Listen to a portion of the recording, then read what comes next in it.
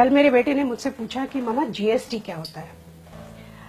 अब मैंने सोचा कि मैं बहुत सिंपल तरह से उसे बताऊं और मैंने उसको कुछ यूं समझाया कि मान लो तुम्हारा बर्थडे है और तुम्हें पता है कि क्लास में सारे बच्चों को तुम्हें जाके चॉकलेट देनी है, तो डैडी एक रात पहले ही चॉकलेट का पैकेट लाए हैं।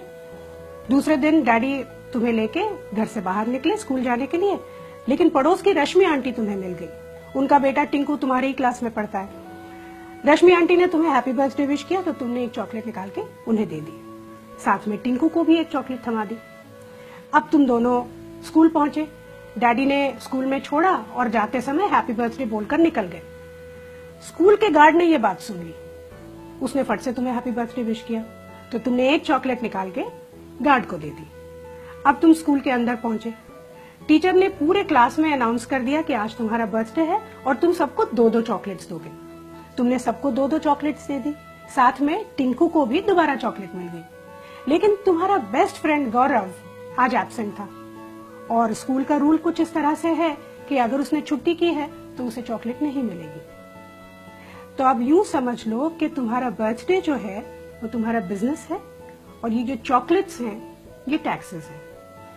रश्मि आंटी को तुमने लोकल टैक्स दिया, स्कूल के गार्ड को तुमने एंट्री टैक्स दिया, सारे बच्चों को तुमने दिया सर्विस टैक्स, और ये जो टिंकू है उसको सरचार्ज भी मिला।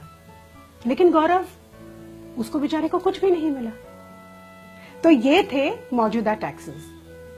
अब जीएसटी क्या है? यूं समझ लो कि प्रिंसिपल ने एक नया रूल निकाला कि आज के बाद जिस भी बच्चे का बर्थडे होगा वो चॉकलेट का एक पैकेट सीधा प्रिंसिपल के कैबिन में जाके दे देगा। फिर ये प्रिंसिपल की रिस्पॉन्सिबिलिटी है कि वो चॉकलेट्स सारे बच्चों में, स्टाफ में और टीचर्स में बांटे। इससे 2 चीजें होती हैं, एक तो वो चॉकलेट बराबर सबको मिलती है और इसमें चॉकलेट बांटने का जो समय होता है वो भी बच जाता है। जीएसटी यही है बस।